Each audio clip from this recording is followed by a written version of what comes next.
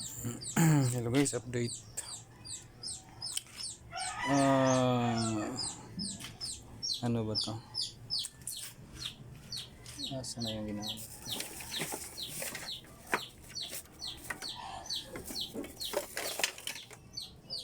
Update sa ano guys, ginamit kong fuel hose.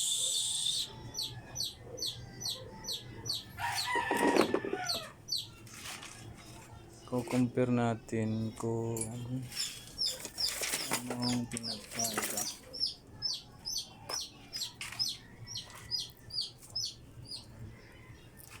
Ito yung stock na fuel hose, fuel line ng Samurai. Kung nakikita niyo ba guys, nilagyan ko siya ng tape lang. Tape po ito.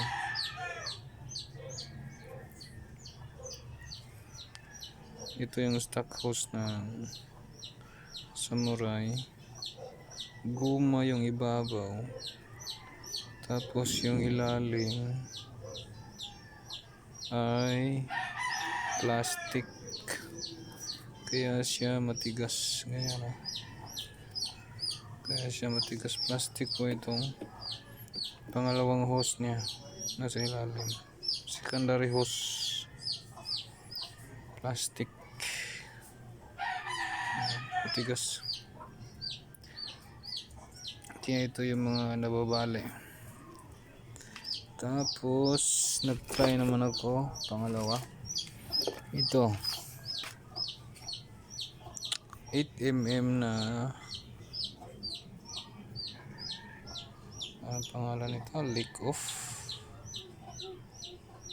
fuel hose. Matibay rin siya guys, kaso pag nainitan lumalambot. At mali din itong sukat, mali kasi yung sukat na nabili ko, 8mm, masyadong malaki. Pag pinaandar mo na yung motor, ito lalambot siya, lulubo. Ito lalaki, ito medyo lalaki po ito, at madali siyang masugatan. Ayan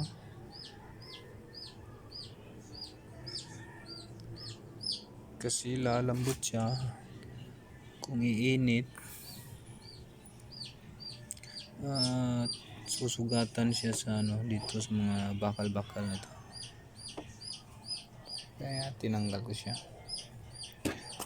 At pangalawang subok ko ito, hose ng brake sa harap. Maganda siya, matibay, kaso lang maliit siyang konti yung butas niya. Ito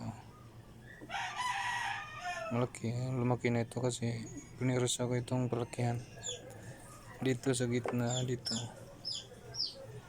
mas maliit siya ng konti sa stock, kaya pag okay lang siya pag naka-minor, andar. Pag tumakbo ka na, gusto mo nang ihataw, matibay ito kung gusto mo na siyang ihataw, hindi niya ibigay yung puwersa kasi kinukulang yung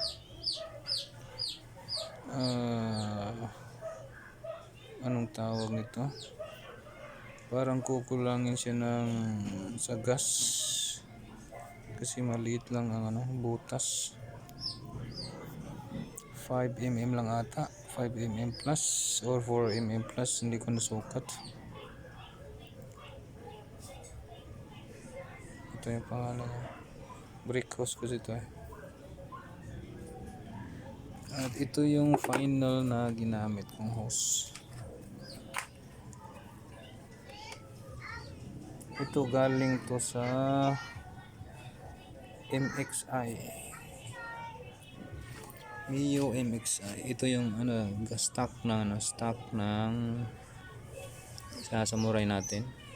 Tapos pinutol ko yung itong niya. Saan na ba yun?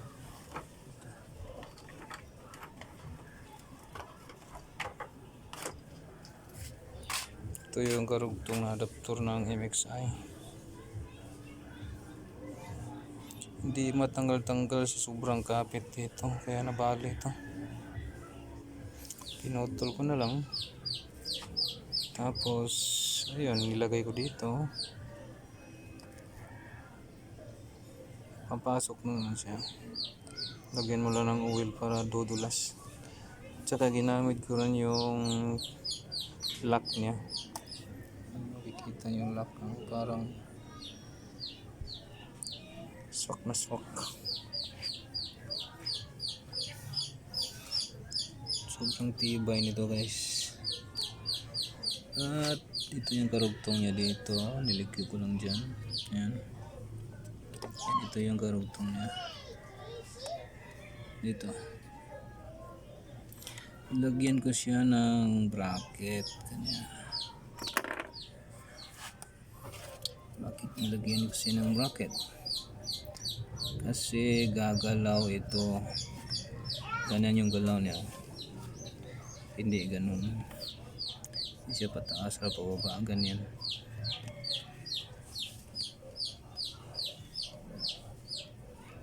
Para hindi ito mabali. Kasi sobrang liit ng dito niya. Tubo niya dito, plastic pa. Kung kaadog siya ng gaganyan siya kasi pag tumakbo ka na may angkas or naka ka ng lubak, ganito yung hose. Lagyan siya ng bracket na may butas, lagyan ko na lang ng yung zip tie. Hindi na siya gagalaw, hindi na siya aabot dito. Yan. Sobrang tibay nito, dalawang to. Pareho ito dito. Itong hose na to. Kaso kasi ito mas malaki. Okay din to gamitin. Mabibili nyo to sa mga auto shop. Pero kung makabili kayo ng 6mm nito, kasi 8mm to makabili kayo ng mas maliit ng konti dyan, 6mm. Yun ang bilhin nyo, 6mm.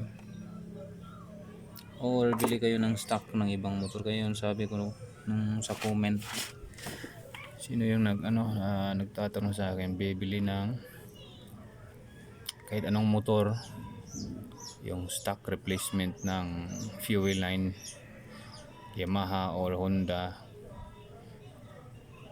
kahit basta 6mm yung butas, putulin nyo lang, tapos nyo dito, idugtong nyo dito. Ayan. Pasok nyo lang dyan. Ito na yung final ko guys. Tibay na siya. Ganyan.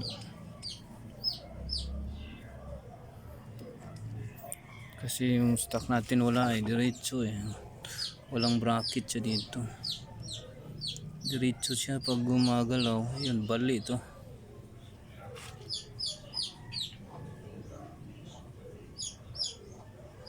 Sana may idea kayo guys, idea ko lang. Tsaka rin ito dalawa ito yung bracket niya. Ito pinutol ko yung isa kasi tatama doon sa U-box. Ilalim ng U-box tatama itong pangalawa nito. Ikarugtong mo dito ganyan. Tatama sa U-box.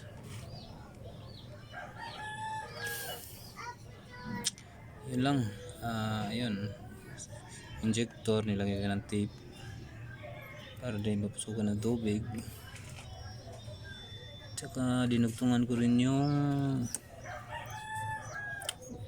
wire ng ano galing sa puntang ignition coil. Ito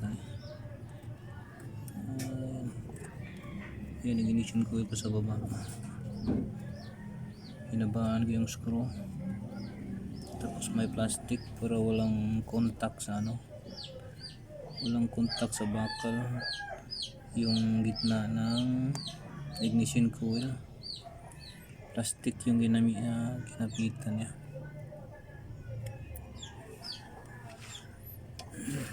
Yun lang, thank you.